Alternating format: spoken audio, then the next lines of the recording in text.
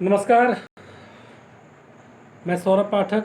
आज इस कोविड-19 में जो लोग अपने घर पे सुरक्षित हैं, मैं उन सभी तमाम लोगों के लिए और ख़ास करके अपने बच्चे, अपने स्टूडेंट्स के लिए मैं कुछ बातें आप सबों के बीच में रखना चाहता हूँ, कुछ बातें कहना चाहता हूँ, कुछ आप सबों के बीच में शेयर करना चाहता हूँ। कहते हैं, मत कर परवाह उनकी जो आज देते हैं ताना, मत कर परवाह उनकी जो आज देते हैं ताना, झुका देना सर उनके जब आएगा तेरा ज़माना। कुछ वक्त ऐसा और हालात वैसे आते हैं जब इंसान अपने आप को कहीं ना कहीं एक दूसरे को कामयाब होकर के दिखाता है। तो मैं उनके लिए एक बात ज़रूर कहूँगा, उन बच्चों के लिए, कि जिसके रगों में खून नहीं जुनून दौड़ता है, जिनके रगों में खून नहीं जुनून दौड़ता है और इंसान नामुमकिन को भी मुमकिन कर दें, वो वक्त ऐसा होता है।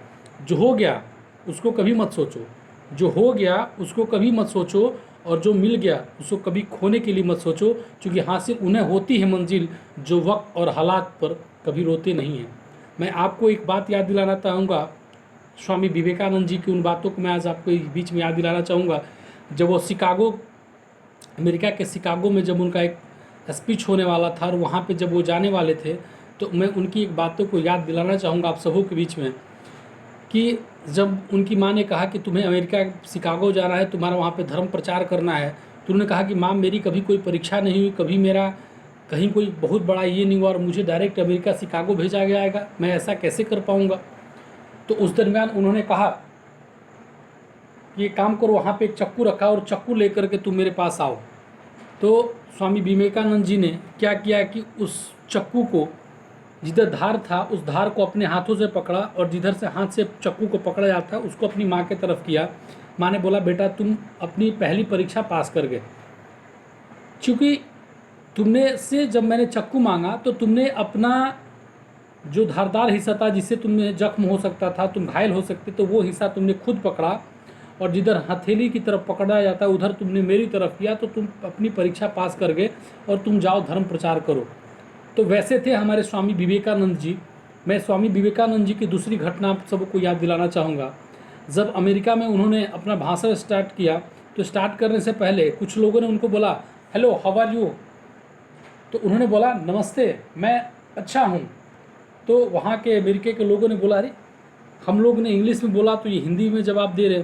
तो उन्होंने, एक बंदे ने बोला कि उधर से एक बंदे ने हिंदी में जवाब दिया, हेलो नमस्ते, कैसे हैं आप। तो उन्होंने बोला, hi I am fine and you. तो उन्होंने बोला कि जब हमने हिंदी में पूछा तो आपने, सॉरी, हमने जब आपसे इंग्लिश में पूछा तो आपने हिंदी में जवाब दिया, और जब हमने आपसे हिंदी में पूछा तो आपने इंग्लिश में जवाब दिया, ऐसा क्यों। तो उन्होंने कहा, बड़ी सटीक जवाब है, ज़रा गौर से सुनिएगा, कि जब आपने हमारी माँ की इज्जत करी तो हमें भी फ़र्ज़ बनता है कि हम आपकी माँ की इज़्ज़त करें। तो सबसे पहले मैंने अपनी माँ की इज़्ज़त किया, लेकिन जब आपने मेरी माँ को इज़्ज़त किया तो मेरा भी फ़र्ज़ बनता है कि मैं भी आपकी माँ की इज़्ज़त करूँ। मतलब मातृभाषा की बात हो, हिंदी हमारी मातृभाषा है, तो स्वामी विवेकानंद जी ने जवाब पहला अपना हिंदी में दिया था, अपनी मातृभाषा में। फिर उधर से जब जवाब उन्होंने अपनी मातृभाषा में दिया था तो उन्होंने भी अपनी मातृभाषा में बोला। तो दोनों मातृभाषा को उन्होंने इज्जत किया, खुद की मातृभाषा का भी और उनकी मातृभाषा का भी। दूसरी घटना में आपको स्वामी विवेकानंद जी की बातें याद दिलाना चाहूँगा। और जब अमेरिका के शिकागो में उनका इतना बड़ा स्पीच हुआ, तो वहाँ पे एक महिला स्वामी विवेकानंद से इतनी प्रभावित हो बैठी कि उसने बोला कि मैं आपसे शादी करना चाहती हूँ। तो स्वामी विवेकानंद जी ने कहा कि नहीं, मैं तो स्वामी हूँ, मैं तो धर्म प्रचारक हूँ, मैं आजीवन किसी से शादी न करने की अंदर से एक मनोकामना रखी हुई है, और मैं ऐसा कभी नहीं। उन्होंने बोला कि आखिर आप शादी क्यों करना चाहती हूँ। उन्होंने कहा कि मैं चाहता हूँ कि मुझे आपके जैसा पुत्र पैदा हो, जिसके लिए मैं आपसे शादी करना चाहती हूँ। तो स्वामी विवेकानंद जी का वो सरल और स्वभाव और वो जवाब सुन के दिल में काफ़ी अंदर से काफ़ी अच्छा महसूस होता है। और उन्होंने ये कहा कि आप अभी से मुझे अपना पुत्र बना लीजिए, और मेरे जैसा क्यों, मैं ही आपका पुत्र बनने को तैयार हूँ। तो वैसे हमारे स्वामी विवेकानंद जी थे।